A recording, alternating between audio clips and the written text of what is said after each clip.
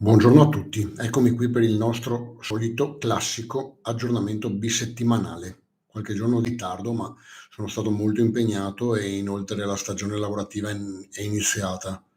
Lavoro in albergo, quindi tanti turisti, siamo a Venezia e così, insomma. Ma bando alle ciance e iniziamo a parlare delle ultime escursioni, delle ultime 2 settimane. Allora, sono stato in vari posti molto interessanti, tra i quali alcuni forti a Peschiera del Garda e Castelnuovo, sempre zona Lago di Garda. Poi ho visitato un bellissimo orfanatrofio in zona Treviso-Bresciano, provincia di Brescia, una bellissima villa veneta di cui mantengo il segreto del luogo, provincia di Verona, e una bellissima sempre villa veneta a Tombolo, Padova.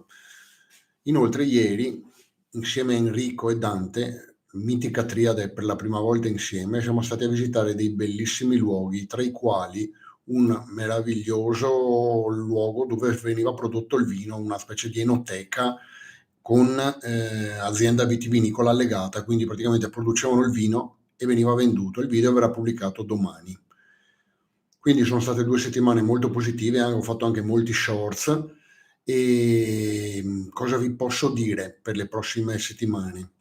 Per le prossime settimane andrò sicuramente a vedere alcuni luoghi civili, nel senso che andrò a vedere ancora delle ville e alcuni capannoni, fabbriche, luoghi abbandonati. Poi per quanto riguarda luoghi militari, vediamo, devo organizzarmi sempre col lavoro e col fatto che Enrico e soprattutto il Dante siano liberi, perché col Dante mi devo trovare per andare al Monte Venda, ve ne avevo già parlato.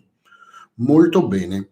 Detto questo, io terminerei questo video ringraziandovi perché siete sempre in tanti, commentate sempre i miei video, io cerco di rispondere sempre a tutti, mi appoggiate, mi sostenete e quindi io vi ringrazio. Continuate a seguirmi, continuate a condividere i miei contenuti, io ne produrrò sempre di più perché finché ho tempo libero mi diverto veramente molto e anche Dante è molto coinvolto, lo vedete che ultimamente è spesso con me perché si è fatto prendere dalla mania dell'urbex come me, quindi non riesce a resistere.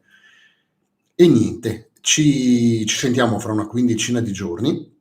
Spero che i video vi siano piaciuti e vi auguro una buona giornata.